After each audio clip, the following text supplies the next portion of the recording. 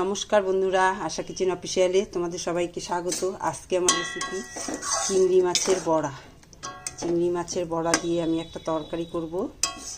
কীভাবে করব তোমাদের সঙ্গে শেয়ার করব, তো তোমরা ভিডিওটা স্কিপ না করে প্রথম থেকে শেষ পর্যন্ত দেখতে থাকো। আর চ্যানেলটা খুবই ছোট, তোমাদের যদি আমার রান্নাবান্না ভালো লাগে তো অবশ্যই একটা সাবস্ক্রাইব করে দিও, পাশে থাকা নোটিফিকেশন বেলটি প্রেস করে দিও নতুন নতুন ভিডিও দেখার জন্য। আজকে তো চলো চিংড়ি মাছের বড়া তরকারিটার রেসিপিটা শুরু করি। ছোট ছোট চিংড়ি মাছ ধুয়ে পরিষ্কার করে নিচ্ছি। ছোট ছোট চিংড়ি মাছ আর এখানে আতপ চালটা বেটে নিচ্ছি। চিংড়ি মাছের সঙ্গে একসঙ্গেই বাটবো। চিংড়ি মাছ আর একটু চাল ভিজানো বাটা হয়ে গেছে, একটু নুন দিয়ে দিচ্ছি সামান্য, আর একটু হলুদ।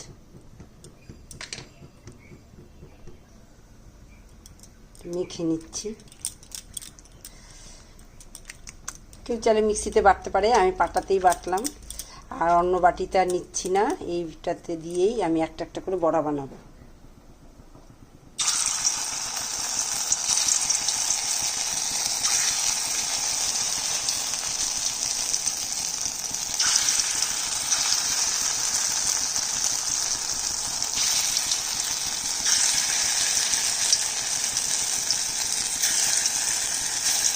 এইভাবে সমস্ত বড়াগুলো ভেজে নিচ্ছি।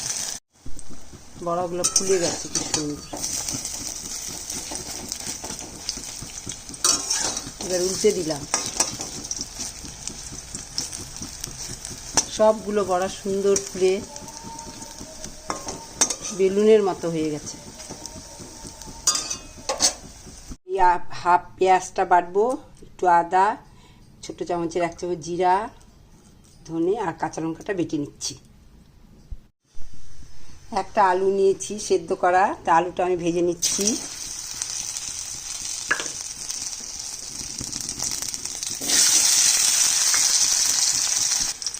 সামান্য একটু নুন দিয়ে দিলাম আর একটু হলুদ গুঁড়ো দিয়ে দিচ্ছি।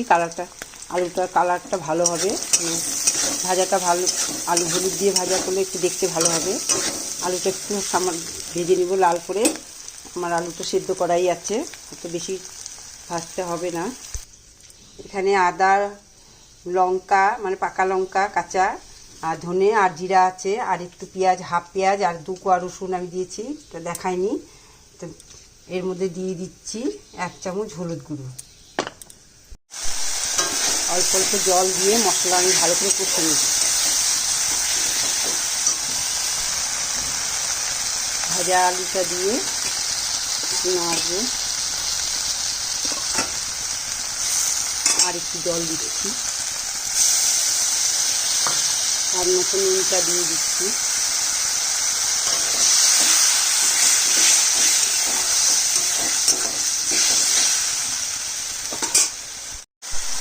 একটু কাশ্মীরি লঙ্কার গুঁড়ো দিলাম কালারের জন্য, আর একটু জল দিয়ে দিচ্ছি।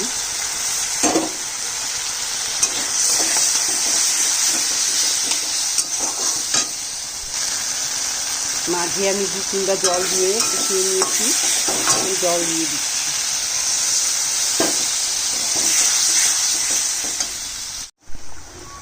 চিংড়ি মাছের বড়াগুলো দিয়ে দিলাম।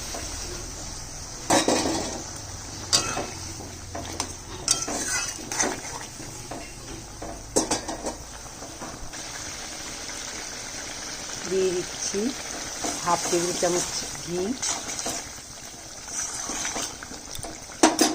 আর বাটা গরম মশলা। আমার গুঁড়ো গরম মশলা ফুরিয়ে গেছে। লাস্টে এসে দিয়ে দিচ্ছি 4-5টা কাঁচা লঙ্কা কাটা।